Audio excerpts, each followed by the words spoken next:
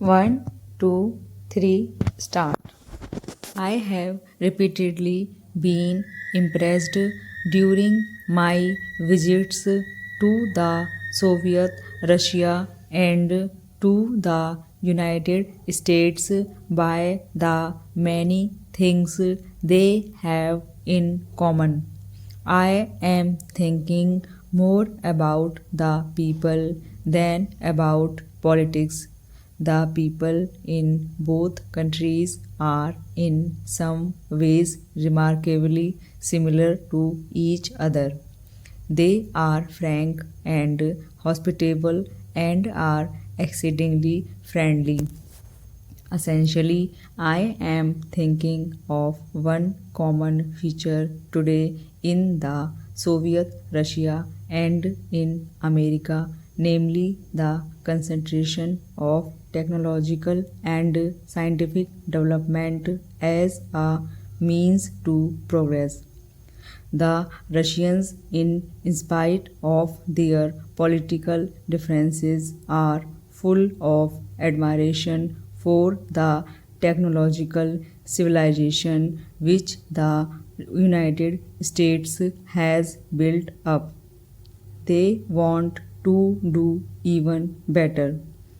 Theirs is a comparative approach. It is because of this I think that once they get over the present day political difficulties, the people of the Soviet Russia and the United States are likely to come much nearer to each other than possibly other countries might. America, by and large, is a welfare state. There may be odd things here and there which do not fit in with this concept, but it is a welfare state.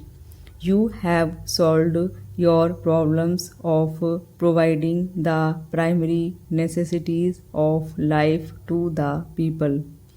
We in India have not.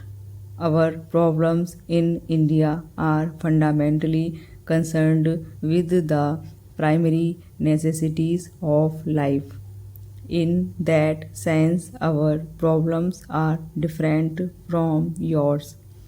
Therefore, the pure American approach does not often fit in because you think in terms of an affluent society. For example, you may think in terms of highly mechanized agriculture, but it may not suit India. Not that we are against mechanization, but it may not fit in with the conditions in India. In the Soviet Russia, there has certainly been a very marked and progressive change from the rigid authoritarianism of Stalin's time. We must remember that in the Soviet Russia, at any rate, in the greater part of it, they never had anything but some kind of authoritarian government, whether it was the Caesar's government or any other government. From that, they went on to a communist regime which has brought them some advantages undoubtedly, but at the cost of individual liberty.